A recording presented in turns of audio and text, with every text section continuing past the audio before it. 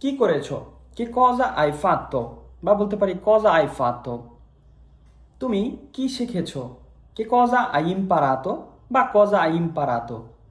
তুমি কি দেখেছো? Cosa hai visto? Cosa hai visto? তুমি কি রান্না করেছো? Cosa hai cucinato? Cosa hai cucinato? তুমি কি বলেছো? Cosa hai detto? Cosa hai detto? তুমি কি বলেছো? কি লিখেছো? Cosa hai scritto? Cosa hai scritto? তুমি কি পড়েছো?